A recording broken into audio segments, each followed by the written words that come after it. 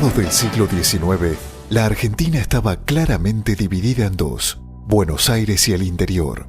En la capital se centraba todo el comercio, mientras que el interior era un extenso desierto salpicado de pequeños núcleos de población que se comunicaban entre sí tras largas travesías en carretas. Para el transporte de pasajeros y sobre todo para la carga de productos era un sistema lento e incómodo a través de caminos improvisados. Por ejemplo, para moverse desde Tucumán a Buenos Aires había que calcular 6 meses de travesía, alrededor de uno si se partía desde Córdoba. Además, los viajes no eran seguros, ya que existía la amenaza del indio. En ese entonces, Buenos Aires contaba con 2 mercados de concentración de frutos, el Mercado 11 de Septiembre y el Mercado de Constitución, al que llegaban unas 6.500 carretas por año con productos del interior, y de allí se exportaban por vía fluvial a través del riachuelo. La Argentina estaba llena de riquezas, tenía todo para crecer y expandirse, pero para eso era imprescindible mejorar el sistema de transporte.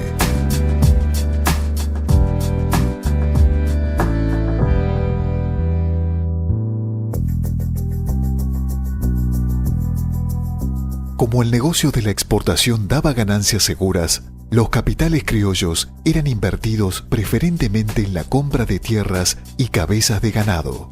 Pero el territorio era muy extenso y el transporte de animales hacia los puertos demandaba mucho tiempo. Se sabía que el tren podía revertir la situación, pero muchos desconfiaban del monstruo de hierro y vapor. Durante una tertulia celebrada en el palacete de José Guerrico, ubicado en la calle Corrientes, un grupo de caballeros tomaron la iniciativa y fundaron la Sociedad del Camino de Fierro de Buenos Aires al Oeste, con la idea de construir el primer ferrocarril de la Argentina. El objetivo era unir la ciudad de Buenos Aires con las zonas rurales. Los visionarios encargados de diseñar esta primera empresa ferroviaria fueron los señores Jaime Lavallol, Mariano Miró, Manuel José Guerrico, Bernardo Larraude, Norberto de la Riestra, Adolfo von Praet, Daniel Goulan, Vicente Basavilbaso y Esteban Rams y Ruberf. El 17 de septiembre de 1853 se presentaron ante el gobierno provincial para solicitar la concesión y en enero de 1854 la legislatura de Buenos Aires autorizó por ley al Poder Ejecutivo la construcción de un ferrocarril de 24.000 varas de extensión. Los materiales vendrían de Inglaterra, al igual que la mano de obra compuesta por un ingeniero, varios capataces y 160 obreros expertos. Los planos ubicaban la estación inicial en la manzana donde hoy está el Teatro Colón y trazaban una línea por la actual calle Lavalle hasta Callao. Allí tomaba Corrientes hasta Pueyrredón y tomaba por Mitre hasta Flores. Algunas de sus huellas todavía se pueden ver hoy. La calle Lavalle es algo más ancha entre Talcahuano y Callao y la curva S se transformó en el pasaje Rauch. Después de 4 años de proyectos y discusiones, en la segunda quincena de agosto de 1857 se hizo el primer ensayo. Precavidos, llevaron a cabo la prueba en secreto y tuvieron razón. A la altura del puente 11 de septiembre, la máquina cayó del terraplén y se empantanó en la zanja. Los pasajeros accidentados, Miró, Moreno, Goulan, von Traer y Lavallol, no salieron lastimados. Pactaron silenciar el episodio y esa discreción favoreció a que la opinión pública no se enterase de lo ocurrido. Días más tarde, el 29 de agosto de 1857, fue la inauguración oficial del primer ferrocarril argentino y la ceremonia fue presidida por el entonces gobernador de Buenos Aires, Dr. Valentín Alsina. La locomotora La Porteña fue la estrella de aquel día. Se movió hasta Flores, adornada con banderas nacionales, e hizo un recorrido de 10 kilómetros a 40 kilómetros por hora. Comandada por el maquinista Alfonso Corraiz, pasó por las estaciones Almagro, Caballito y Flores, donde el público la fue recibiendo entre aplausos. Arriba, orgullosos, viajaban acompañando al gobernador Domingo Faustino Sarmiento, doctor, pastor obligado, Dalmacio Vélez Arfield, Estanislao del Campo y otros invitados especiales. La ciudad entera estaba conmocionada. Sin lugar a dudas, esa jornada quedaría grabada para todos como un momento histórico inolvidable. Pocas veces se ha presenciado un espectáculo más grandioso por el contento y la alegría del pueblo, en medio de cuyos vivas se ha consumado, escribió un periodista de La Tribuna. El primer gran paso había sido dado. Por supuesto, el exitoso proyecto no quedó ahí. Un mes más tarde, se inauguraron 8 kilómetros entre Floresta y Ramos Mejía. El Estado debió acudir en auxilio de la empresa, aportando fondos para la prolongación hasta Moreno, a donde se llegó 2 años más tarde, y así, convirtiéndose en el único y máximo acreedor, pasó a ser propietario de la primera línea de ferrocarril. Para 1864, el Ferrocarril del Oeste había llegado hasta Mercedes y Chivilcoy, y a su paso se iba intensificando la producción agrícola-ganadera de los campos cercanos. Al principio la capacidad de transporte era limitada y los fletes carros, pero eran más fuertes las ventajas en cuanto a rapidez y comodidad. En el solar, ubicado entre las calles Corrientes, Centroamérica, Tucumán y Paso, se levantaron los talleres del ferrocarril, que luego, en 1887, se trasladaron a Tolosa. También se instaló allí la Escuela de Aprendices, llamada de Artes Técnicas. A la altura de la calle Ecuador se encontraba la estación 11 de septiembre, que por aquel entonces era una simple construcción de madera. Dicha estación, no obstante su precario aspecto, funcionó hasta diciembre de 1882. Dejada atrás la estación, el ferrocarril se orientaba al oeste hasta alcanzar los límites de ciudad. A casi 50 metros del camino límite, Medrano, se hallaba la estación Almagro. A poco más de 2 kilómetros se alzaba Caballito. Hacia el sur, a menos de 2 cuadras, existía otra construcción de madera, levantada con restos de un barco hundido en las cercanías de la fortaleza, actual punto en que se encuentran hoy la Casa Rosada, que hacía las veces de fonda, la pulpería de Caballito. La estación de Flores se alzaba cerca de la calle La Paz, Caracas, en terrenos que pertenecían a la señora Inés Indarte de Dorrego. 5 años más tarde, por problemas con los propietarios de las tierras, debió trasladarse al solar cedido por la municipalidad local, a unos 250 metros en la esquina Sudamérica, Artigas. Siempre en dirección al oeste, en el kilómetro 9,983, tenía su asiento la estación Floresta, terminal de la primera línea ferroviaria argentina.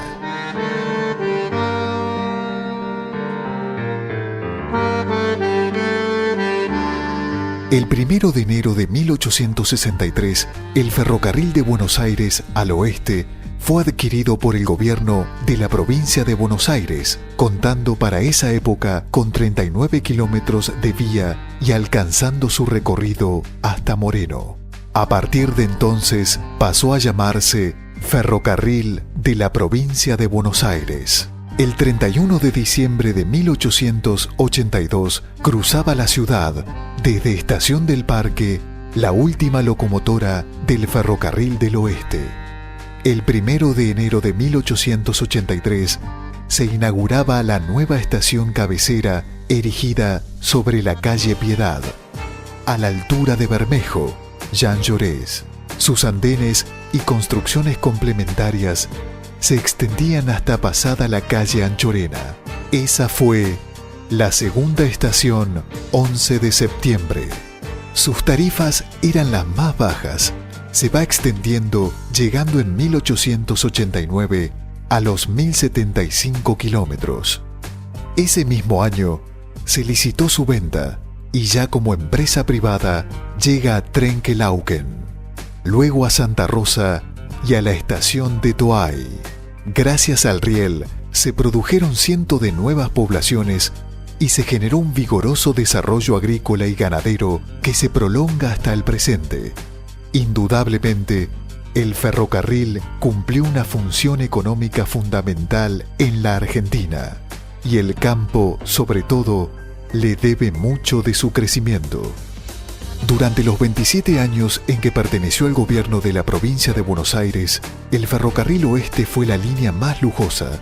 Era una empresa modelo que enorgullecía a los argentinos y en relación a la cual todas las empresas ferroviarias inglesas pasaban, sin excepción, a segundo plano.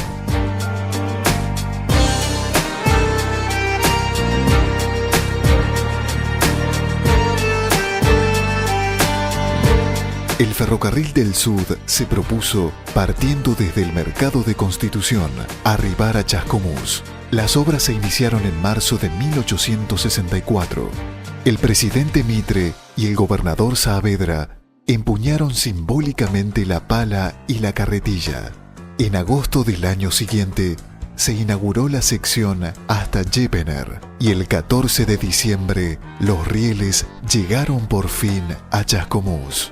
En poco tiempo surgieron estaciones intermedias que aún se hallan en actividad como Constitución, Barracas, Lomas de Zamora, Gleu, San Vicente, Dom Silar, Ferrari, Facio, Gandara.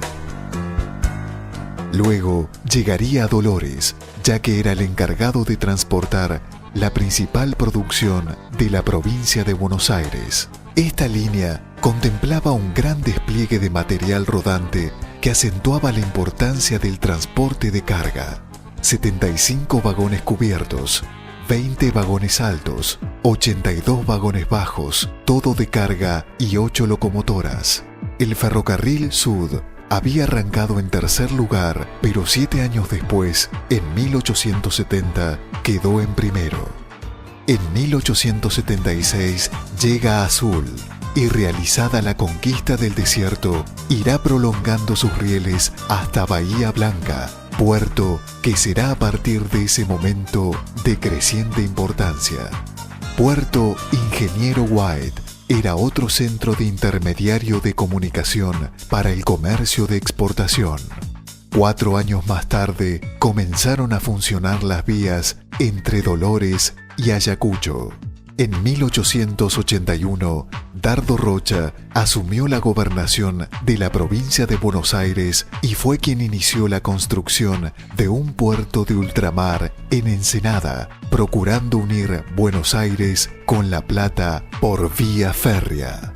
El 18 de abril de 1872 se inauguraba la línea hasta Quilmes, para llegar el 31 de diciembre hasta Ensenada. En 1886 quedaba habilitada la línea La Plata a Edo. También era fundamental llegar a Mar del Plata, lo que permitió activar diversos establecimientos ganaderos y saladeros. Allí llega en 1886. Finalmente, a comienzos del siglo, se proyectó la prolongación del Ferrocarril Sud desde Neuquén hasta la frontera con Chile y se construyeron ramales buscando unir los puertos con la zona cordillerana. La gran tela de rieles se iba ramificando por todo el territorio, haciendo crecer a pasos agigantados. Se acortaban las distancias, se incrementaba el intercambio, la comunicación, la economía. A su paso surgían nuevos poblados, nuevas industrias, se desarrollaba la economía, crecía el país.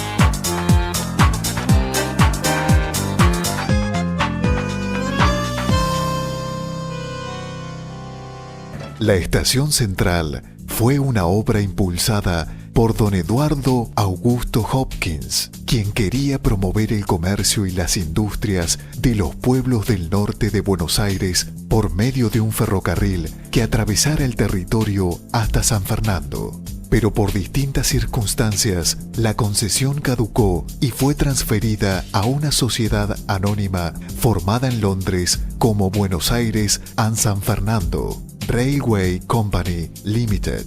Esta compañía construyó en 1866 una línea de tranvías tirados por caballos que desde Retiro, por el Paseo de Julio, llegaba hasta la llamada Estación Central de Tramway, una simple garita con techo de chapa a dos aguas ubicada frente a la Casa de Gobierno. Pronto se advirtió que lo más conveniente sería que todas las líneas férreas partieran de un mismo punto para concentrar todo el movimiento comercial. Las distintas compañías lograron ponerse de acuerdo y explotar en común la estación principal del Ferrocarril del Norte bajo la denominación de Estación Central. Y se levantó la nueva estación en la intersección con Bartolomé Mitre sobre el Paseo de Julio. Allí convergían el Ferrocarril del Norte a Ensenada, a Campana y también su arranque en 11 de septiembre. Un ramal de carga exclusivamente llegaba hasta Las Catalinas.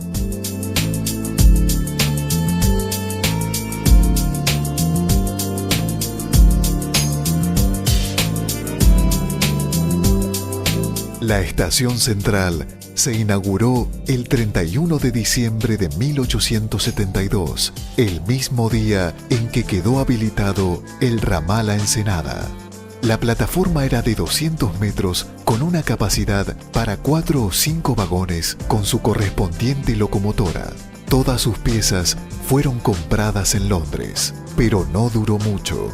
Al atardecer del día 14 de febrero de 1897, un incendio la destruyó. Nada se podía hacer para evitar la catástrofe. Enseguida, los empleados del ferrocarril se pusieron a rehacer precariamente la estación para no suspender todos los servicios. Pero al tiempo, por orden del intendente municipal, Francisco Alcobendas, debido a su precariedad, las instalaciones fueron derribadas y los servicios pasaron a otra estación. Estación Retiro, inaugurada en 1915.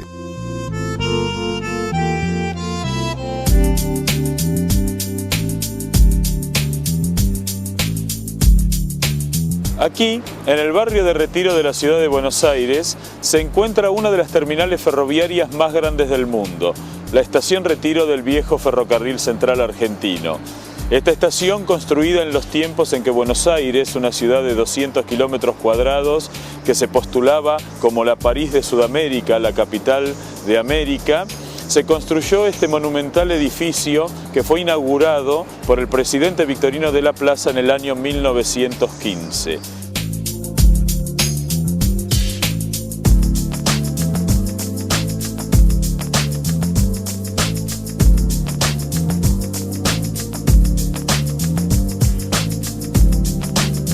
Tiene varias curiosidades que alberga, entre ellas sus bóvedas que cubren los andenes, que son la construcción modular metálica más grande del mundo en su tiempo y que eran 3.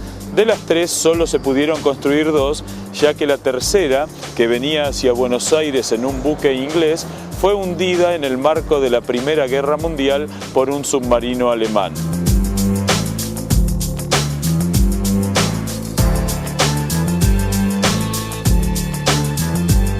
Esta estación, cabecera del ferrocarril Bartolomé Mitre, tenía también otras estaciones terminales de importancia como Rosario, Córdoba, Santa Fe, Tucumán. Tenemos también como detalles el hecho de poseer el hall ferroviario más grande de toda Sudamérica y aún hoy sigue albergando servicios ferroviarios que superan los 100.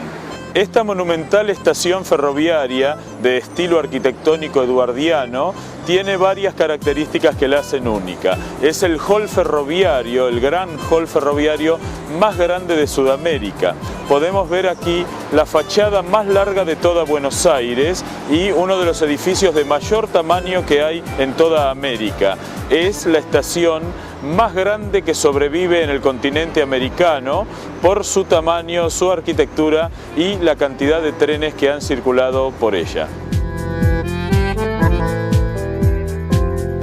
Un detalle peculiar de esta estación es que está construida sobre tierras ganadas al Río de la Plata, el más ancho del mundo. La ciudad llegaba hasta la barranca, allí llegaba el río, y en este lugar se levantaba una vieja y humilde estación ferroviaria que fue demolida junto al viejo hotel de inmigrantes, una construcción muy exótica que también había sido construida sobre las aguas del Plata.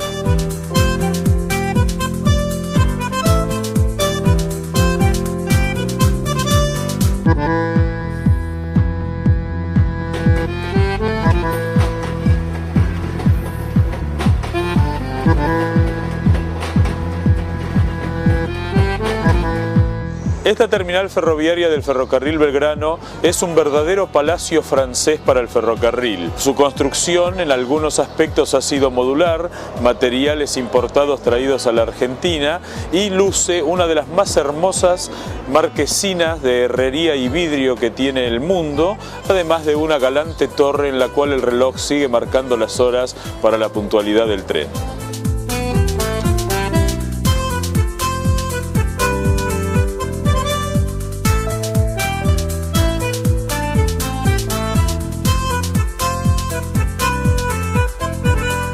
Esta majestuosa estación ferroviaria, la terminal Plaza Constitución del Ferrocarril General Roca, está construida en el lugar en el que se encontraba la vieja Plaza de Carretas de Constitución. Este majestuoso edificio Art Deco es la terminal ferroviaria del sur de la ciudad de Buenos Aires y une, por medio del ferrocarril antiguo del Sud, hoy General Roca, con las ciudades de Mar del Plata, otra enorme terminal ferroviaria, la ciudad de Bahía Blanca, la ciudad de San Carlos de Bariloche y todo el resto del sur del país. El enorme hall monumental que tengo a mis espaldas es una de las más bellas construcciones ferroviarias que quedó trunca por efectos de la Segunda Guerra Mundial, y podemos ver hoy rastros de los 3 edificios sucesivos que hicieron esta construcción enorme. La fachada que da sobre la calle Hornos es una de las más hermosas construcciones Art Deco de Buenos Aires, y la fachada que da sobre la calle Brasil es la imitación de un palacio de París, así que encontramos aquí rastros de arquitectura de los diversos tiempos de evolución de la ciudad.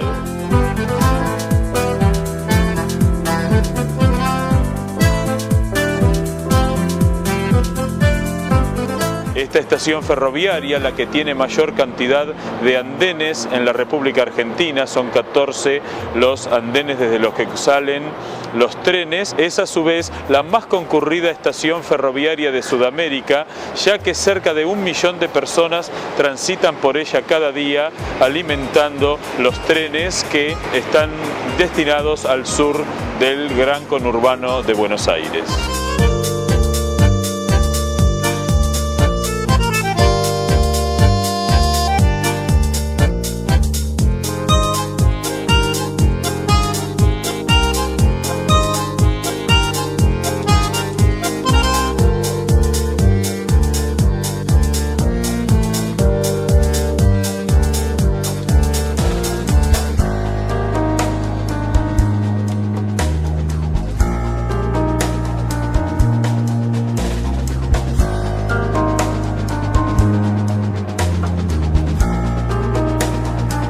estación 11, una de las estaciones ferroviarias de más tránsito en toda Latinoamérica, y el edificio tiene varias características que lo hacen sumamente interesante. Se puede observar en uno de los extremos el cartel que recuerda que parte del edificio era la bolsa de cereales, el viejo cartel en dorado del Ferrocarril del Oeste, que luego se convirtió en el Ferrocarril Sarmiento.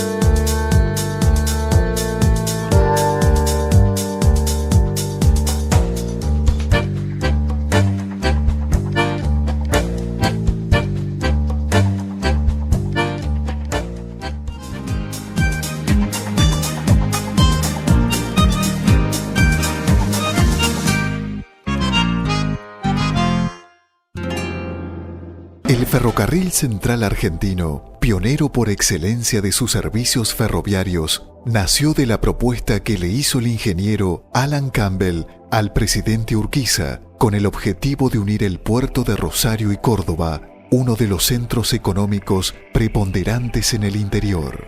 No había pasado un año de aquella proposición cuando los planos ya estaban terminados.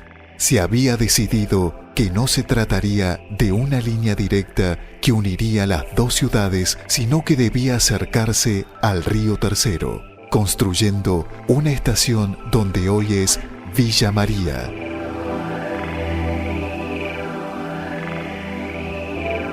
Los trabajos se iniciaron el 20 de abril de 1863 con la presencia del presidente Mitre. 3 años más tarde, se ofreció el primer servicio al público que unía Rosario con Cañada de Gómez.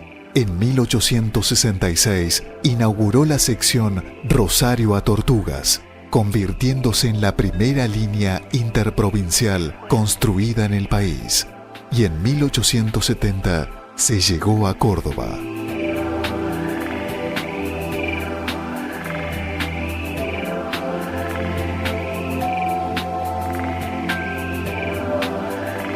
El presidente Sarmiento continuó impulsando las obras ferroviarias y el 6 de mayo de ese mismo año decretó que la inauguración del Ferrocarril Central Argentino era el acontecimiento más grande de la época.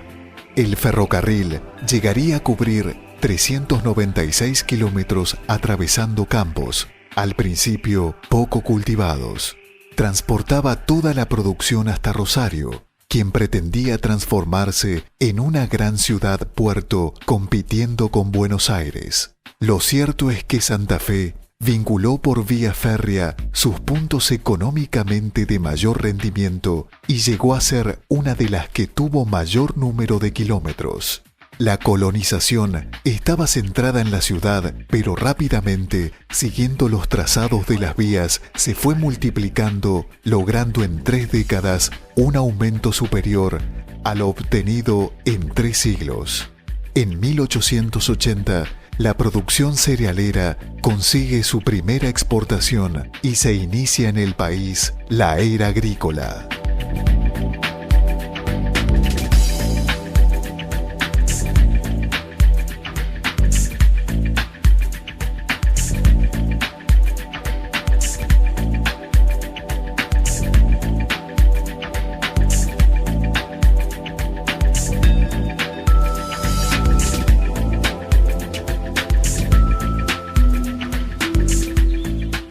Hubo otra locomotora legendaria, la 191.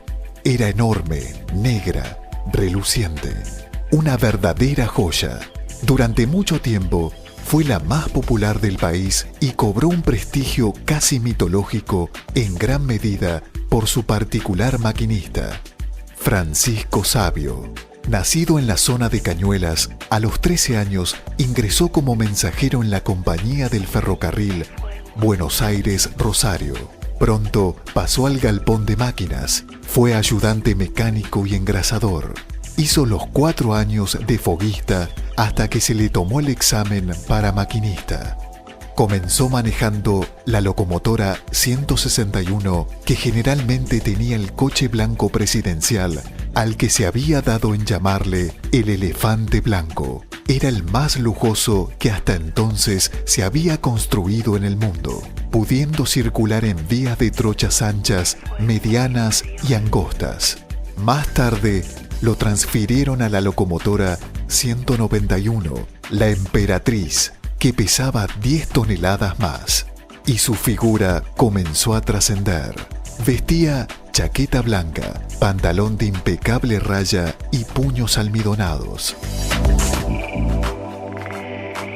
Adornaba a la locomotora con flores y banderas y tenía una relojera de bronce con el retrato de Marcelo Torcuato de Alvear, quien le había escrito varias cartas felicitándolo por su desempeño. En todas las estaciones en que se detenía, el público la rodeaba para admirarla. Grandes y chicos, viejos y jóvenes, hombres y mujeres, me pedían como un favor especial que los dejara ascender un segundo a mi máquina, sobre todo cuando conducía a algún personaje, comentaba Savio, el rey de los maquinistas. Francisco Savio estuvo al cuidado de la legendaria locomotora durante 17 años. Se jubiló en 1932. Toda la prensa le dedicó un espacio haciendo referencia a su trayectoria y anécdotas. Incluso en Inglaterra y otros países del mundo también se ocuparon de este asunto.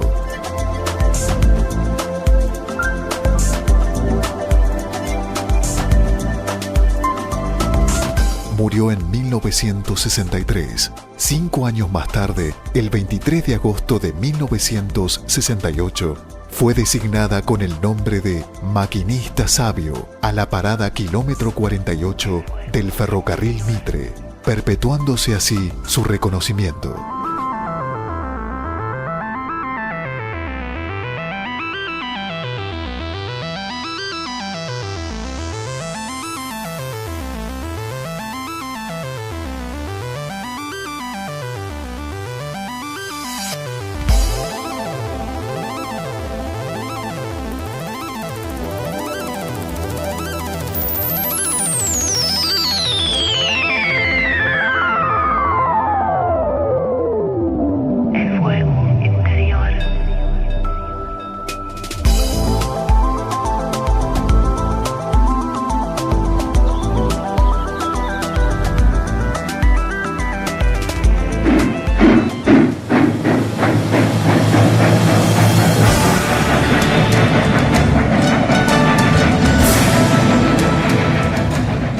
La era de la dieselización en la Argentina comienza en los años 40.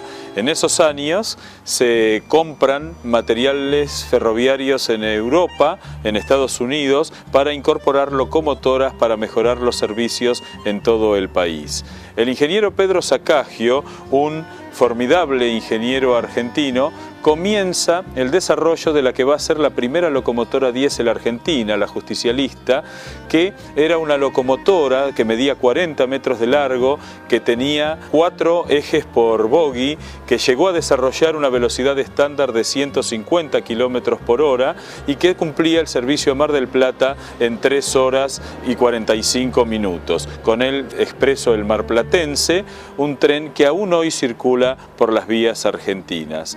Otro aspecto importante de la dieselización tuvo que ver con la incorporación de coches motores que en los años 30, con la marca Drury, la marca Ganz, la marca Fiat, comenzaron a cumplir los mejores servicios ferroviarios entre las grandes ciudades argentinas. Eran servicios que ya en los años 30 tenían aire acondicionado y, por ejemplo, tardaban 7 horas y media entre Plaza Constitución y Bahía Blanca u 11 horas entre Retiro y Mendoza. Hacia 1931 se decidió parar con las experiencias y comprar el producto armado. Pero al comenzar la década del 50, la política nacionalista revé esto y sale en la búsqueda del ingeniero Sacagio, quien ya estaba jubilado. Se convierte en director general de la FADEL, Fábrica Argentina de Locomotoras, empresa creada ad hoc y en la cual nuevamente pudo seguir desarrollando sus ideas. La solución de Sacagio fue aumentar la velocidad y la potencia de los trenes. Nació la CM1, denominada la Justicialista. Fue inaugurada en octubre de 1951 por el presidente Juan Domingo Perón. Comenzó haciendo servicios de propaganda y más tarde cubría diariamente el recorrido Constitución-Mar del Plata, con un intervalo de 2 horas y media en la ciudad balnearia. Para ese entonces ya se había fabricado la segunda locomotora, similar a la primera, solo con algunas diferencias de orden estético. Se trataba de la CM2, bautizada como la Argentina. Más allá del buen rendimiento en cuanto a los servicios de estas locomotoras, Sacagio descubrió con ellas algo muy importante. El desgaste que habían sufrido los rieles era mínimo. Esto significaba que se podía evitar el recambio de vías, detalle económico fundamental, y para eso había una solución simple: poner en marcha 610 locomotoras más. Y la Fadel comienza la construcción, planeando 140 locomotoras en una primera etapa. Los motores son encargados a la Fiat, la que provee 80 motores fabricados en Italia y los 200 restantes en la planta de grandes motores diésel a inaugurarse para tal efecto en Ferreira, provincia de Córdoba. Era un gran proyecto el que estaba en marcha, pero en 1955 sobrevino el derrocamiento del presidente Perón. Los trabajos fueron interrumpidos y la Fadel disuelta por las nuevas autoridades, quedando para su historia estas dos locomotoras. Las carrocerías se llevaron de Liniers a Edo y luego a Mecha, donde finalmente fueron desguazadas. La entrega de los 280 motores ya se había concluido, pero las máquinas no se iban a construir. Por eso, más tarde, a partir de 1962, se utilizaron en la construcción por parte de Fiat de las manos no menos conocidas, Gaia. Como era de preverse, la locomotora CM1 fue rebautizada. De Justicialista pasó a llamarse Libertad y junto con la CM2 fueron confinadas al servicio veraniego del marplatense. Más tarde le llegaría el trágico final. Son llevadas a remedios de escalada y se desguazan. Políticas aparte, lo cierto es que de haber continuado con este proyecto, hoy podríamos ser un país con tecnología locomotriz propia.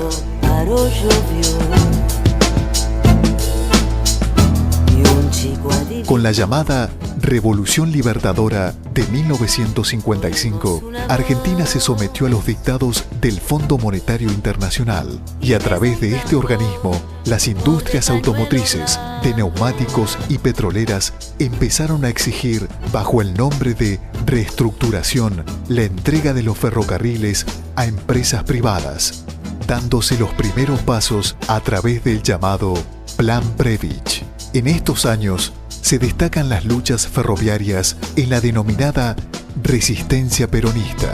En 1958 asumió el gobierno de Frondizi con Álvaro Alzogaray como ministro de Economía, quien organizó la venida al país del general Thomas Larkin, con el objetivo de hacer un estudio de transportes, trabajo que le había encargado el Banco Mundial.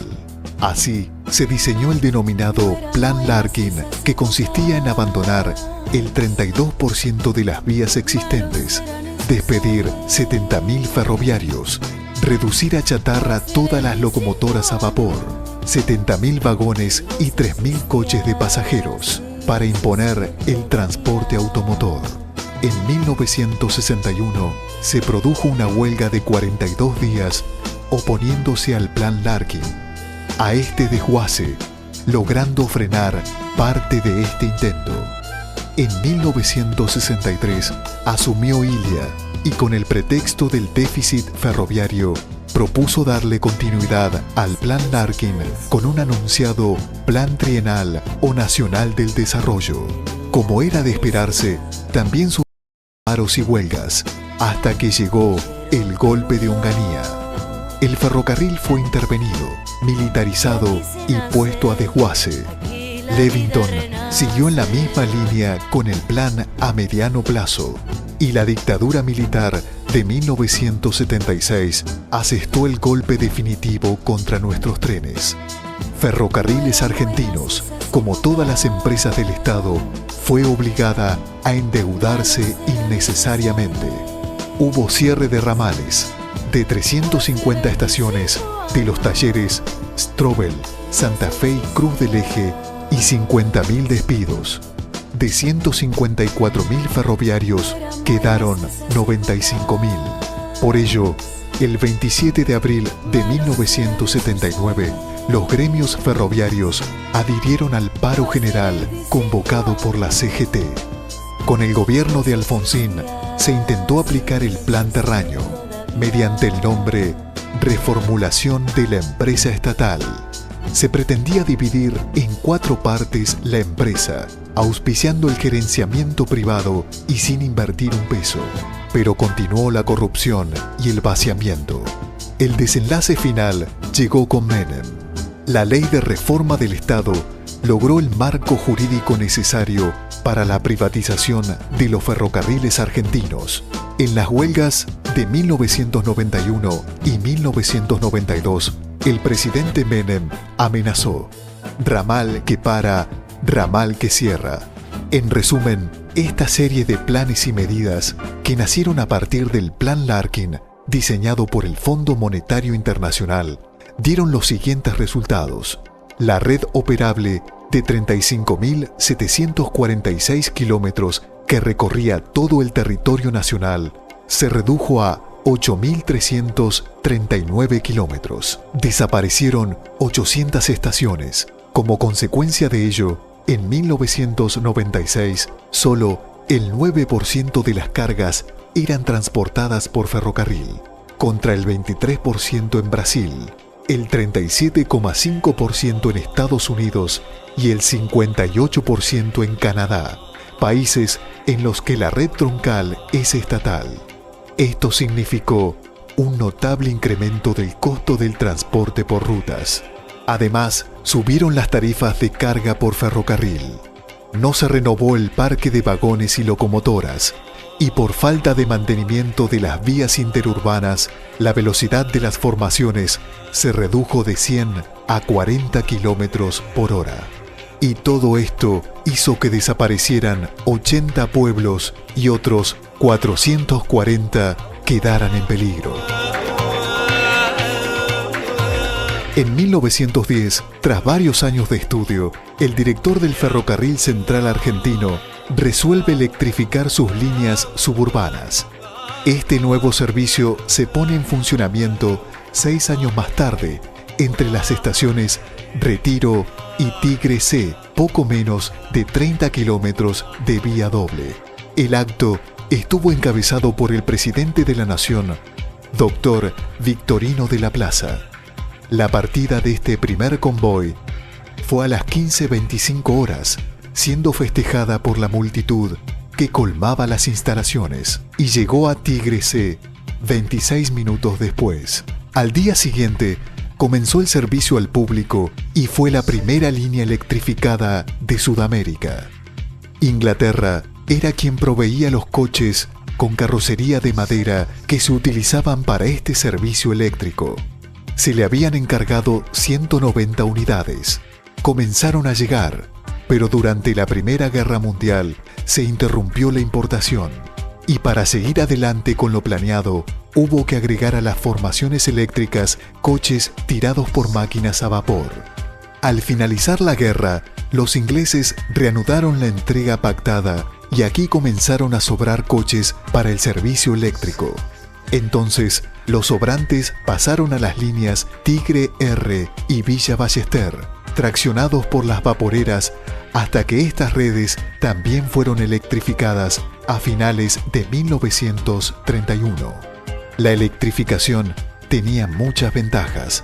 Se reducía el consumo de productos derivados del petróleo, el tiempo para los usuarios y era menor la contaminación ambiental que producían. Por eso, en 1956 se constituyó una comisión especial para estudiar la viabilidad de electrificar el ferrocarril Roca. La conclusión de dicho estudio recomendó la electrificación de los siguientes tramos: Plaza Constitución, Quilmes, La Plata, Empalme Pavón, Temperley, Villa Elisa, Berazategui, Bosques, Temperley, Ezeiza, Temperley, Gleu.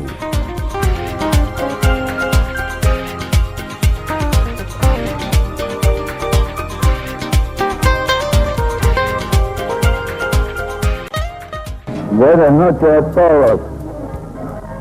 Yo les pido solamente que festejen esto, que nos ha costado mucho, y que estén esta noche muy alegres y muy felices. Hasta pronto.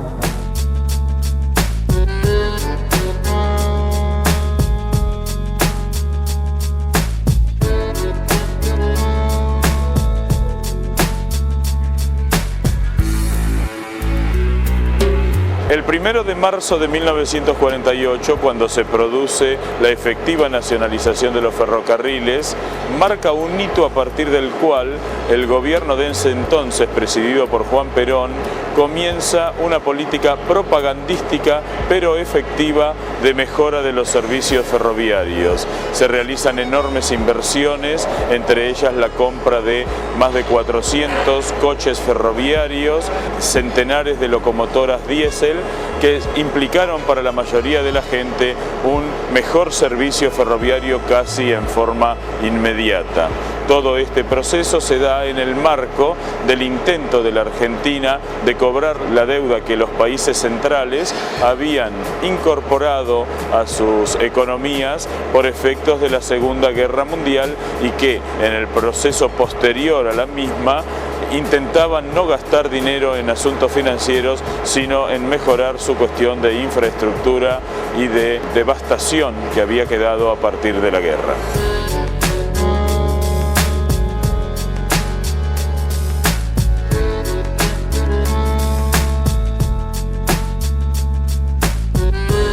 Otro de los mitos que en la nacionalización han quedado impresos en la memoria popular es el del carácter revolucionario de la medida. Sin embargo, es interesante recordar que el presidente Juan Perón eligió el nombre de los más representativos integrantes del Panteón Nacional: Mitre, Sarmiento, San Martín, Belgrano, Urquiza y Roca, para el nombre de los ferrocarriles en manos del Estado. Es decir, evidentemente la medida no buscaba alterar el orden simbólico de la Argentina, sino consolidarlo.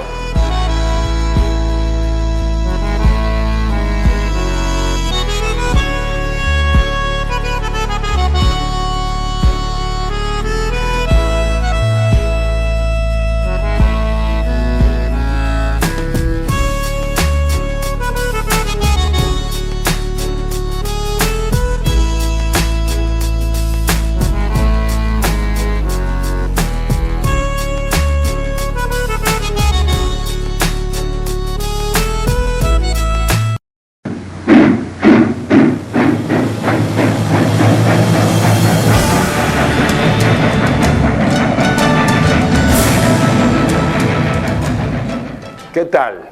¿Les gustó? ¿Fue bueno el documental, el testimonial? Habrán muchos, sin duda, de los televidentes conocido aspectos de la actividad ferroviaria que hasta este momento no tenían conocimiento. Nosotros nos alegramos que nos hayan acompañado en este encuentro con el ferrocarril, con el viejo, histórico, heroico ferrocarril que iba a los lugares donde la gente todavía no estaba.